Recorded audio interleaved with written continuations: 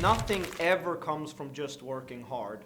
You're just a product of how you see yourself, and we will get into this in later chapters, but what I want you to understand first is that you have to grow deep roots of understanding to survive temporary storms and to fall in love with the journey to success.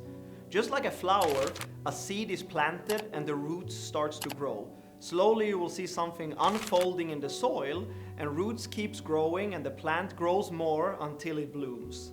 Without roots though, the flower would not exist from the beginning. And if it would, the smallest storm would kill it. You are here. The idea of something greater is planted in your mind. Let the roots represent your mental side of success, and the growth, the result of you becoming more mentally, represent what you can see in the outside world. Earl Nightingale said it in his recording, The Magic Word.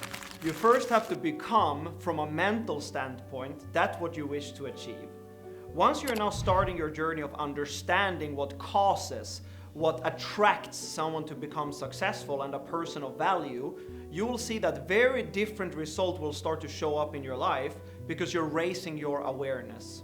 With great roots in studying personal development, studying yourself, the greatest teachers throughout history, and understanding that success is a journey, you will now be able to handle storms that would otherwise knock you off track.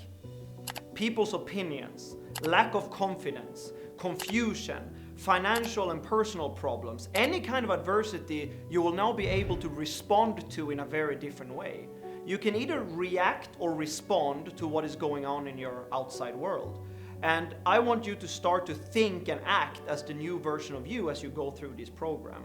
So you will be able to laugh at the confusion, smile at the problems, and know that it's only what is going on the inside that will determine what result you will get on the outside. This doesn't mean necessarily that adversity on the journey to success is something we appreciate once we're in the middle of it, but once you understand the concept we're going through in this video series, you will have certain realizations of why you are where and who you are today. This is why making studying a daily healthy habit is vitally important. If you want to study what my mastermind group, and highly successful individuals in the world study, just visit our resources sections with link to a gold mine.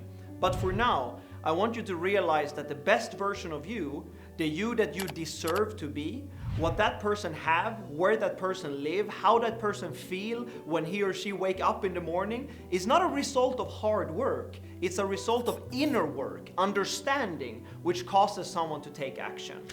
It's more about understanding than anything else. Success and a life that we truly desire is created in one's mind as an idea, but how do we turn this idea into our physical reality? Think about it. Everything in life was created twice. Everything that we know of. First it was an idea, and then it got expressed itself outwards. This is how our future looks like, but we are so caught up in social media, motivation, habits, thoughts that didn't originate from you but from your parents, the system, media, and the information that you've consumed since your little life. George Bernard Shaw said, 2% of the people think, 3% of the people think they think, and 95% of the people would rather die than think. Thinking is really the only thing that separates us from the rest of the animal kingdom, and it's highly underrated. When did you stop to dream? As little childs, we had an incredible imagination. We had dreams that were big. We wanted to be astronauts. We wanted to become billionaires. We wanted to become a professional football player. But somehow we were told to stop to dream and be rational as we grew up to become adults. Choose the safe path. What if every successful person on the planet will think that way?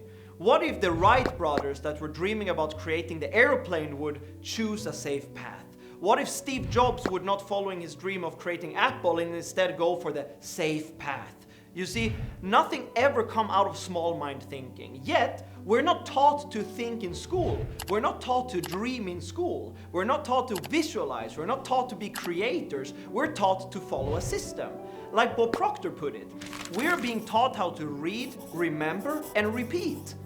In this first video, my intention is just to open your mind to new information that was not taught to you in school and probably not by your parents either. I want you to be open to internalize new concepts that will give you different result than what you've experienced in the past. Your mind and feelings are superpowers that most people have no idea how to use. You're sitting in the driver's seat of a 700 horsepower sport car, but you don't have a driver license.